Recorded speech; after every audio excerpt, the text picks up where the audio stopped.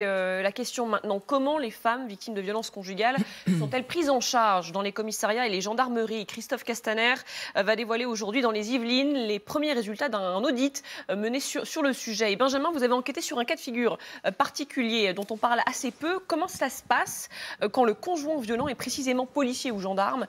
Vous avez rencontré une victime qui témoigne. Ça arrive, effectivement. Avec Marine Truchot, on a rencontré Alizée, qui a 32 ans, qui a été victime de violences conjugales de la part de son ex-compagnon qui était gendarme. Elle nous raconte comment cela se passait, les coups et les intimidations. Moi, ça a démarré par un coup de poing au niveau de la mâchoire lorsque nous étions dans la voiture. Et ensuite, on a eu toute la partie psychologique aussi, avec le dénigrement. Tu ne peux pas porter plainte, tu ne peux rien contre moi. Et les dernières violences qui ont marqué notre séparation, j'ai été frappée. Pendant qu'il m'étranglait, j'avais un couteau sur la tête où il menaçait de me tuer. Alors ce jour-là, sur ces violences-là, c'est le déclic, elle décide de porter plainte, elle se dit « ça y est, c'est la fin de mon calvaire », mais en fait, ça va être le début d'un nouveau calvaire, parce que pendant la procédure, elle va se rendre compte que le statut professionnel de son ex-conjoint va peser. Compliquer tout ça. Effectivement, écoutez. Il n'a pas été placé en garde à vue, il n'y a pas eu de saisie du couteau, ni pas de perquisition. On ne m'a pas orienté vers un médecin des UMJ, donc l'unité médico-judiciaire. Et on m'a fortement déconseillé de déposer plainte pour la carrière de mon ex. Il a bénéficié de soutien que peut-être dans d'autres professions il n'aurait pas eu. Évidemment.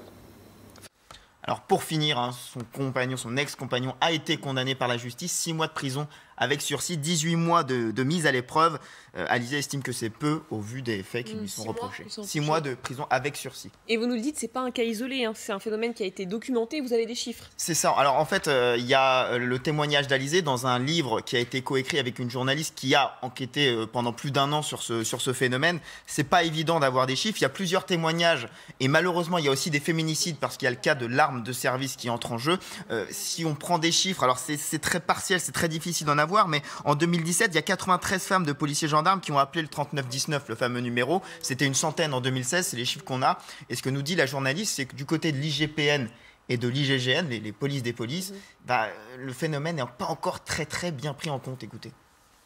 Moi, j'ai pu rencontrer les chefs de l'IGPN et de l'IGGN, mais je pense que ça reste encore aujourd'hui vu comme quelque chose d'exceptionnel.